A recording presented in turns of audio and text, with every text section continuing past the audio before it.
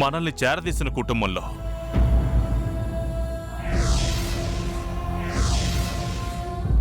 అన్నం పెట్టిన చేతిని నరకాలనుకోవడం తప్పురా.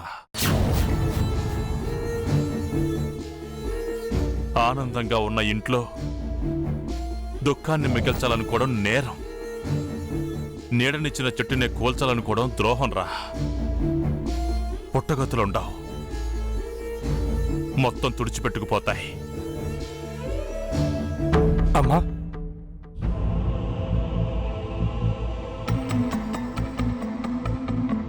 ఏనేంటి నోరు తెరిచారు? మా అమ్మని అడగమంటారా ఏంటి? చెప్పుని చంపేస్తాను. అమ్మా, నేను ఇలా అంటున్నాను, వేరే కనుక్కోబాకమ్మా. ఈ గండం నుంచి తప్పించుకోవాలంటే ఒకటే మార్గం ఉంది. పక్కిలు రాసిచ్చేద్దామమ్మా.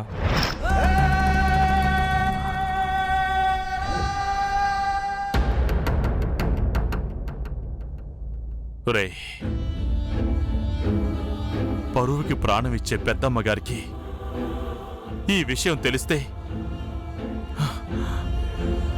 నన్ను ఒక్క మాట అడిగితే నేనేం సమాధానం చెప్పాలరా? ఏం సమాధానం చెప్పాలి? మునుపట్ల ఆవిడని చూడగలనా? నోరు తెరిచి మాట్లాడగలనా? అలా ఎలా పెంచావని పెద్దమ్మగారు అడిగితే ఏం చెప్పాలరా? ఏం చెప్పాలి? ఆ క్షణం నేను చనిపోయినట్టే.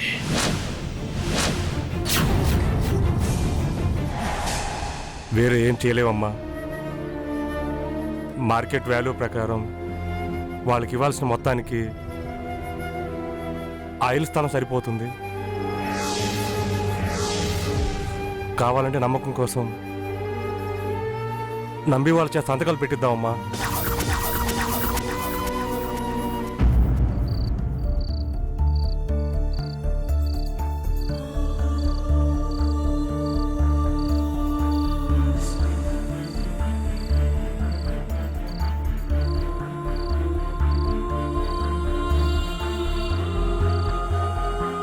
గర్భగుడిలో పూజలు చేసే కుటుంబంలో పుడితే సరిపోదురా. మన మనసులు కూడా అంతే స్వచ్ఛంగా ఉండాలి. అప్పుడే ఆ భగవంతుడు హర్షిస్తాడు, మన మనుషులు గుర్తిస్తారు. నీలా చేస్తే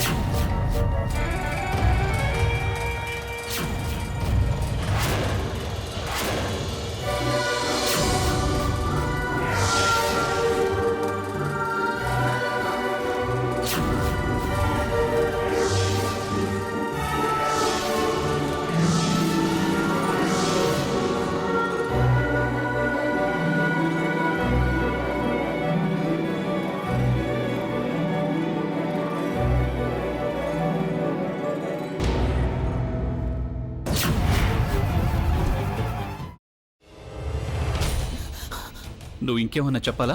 ఇంకేమన్నా అబద్ధం చెప్పాలనుకుంటే చెప్పేయి. నేను చూడాలనుకుంటున్నాను నన్ను మోసం చేయడానికి నువ్వు ఎంత నీచానికి దిగజారగలవు అని. ఎందుకు ఆలియా, ఎందుకు నువ్వు ఇలా చేసావు? నీకు తెలుసు కదా, నానమ్మ తర్వాత నీ ఒక్కదానిని కదా నేను పూర్తిగా నమ్మేది. ఏమన్నావు నువ్వు? ఈ మధ్య అన్నిటినీ మర్చిపోతున్నావా? అది చాలు. వాటిలో ఉన్న శక్తి విషయాన్ని గ్రహించి మనకు వివరిస్తాయి.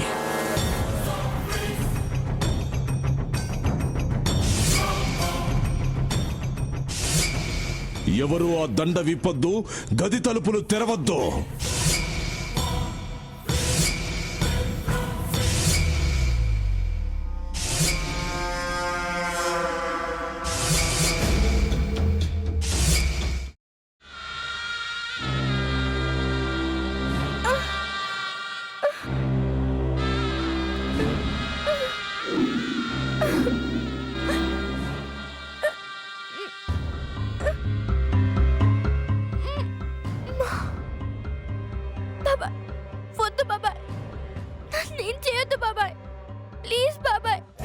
నీకు నిజం తెలిసినప్పుడే నా ఆలోచనలో నువ్వు చచ్చిపోయావు.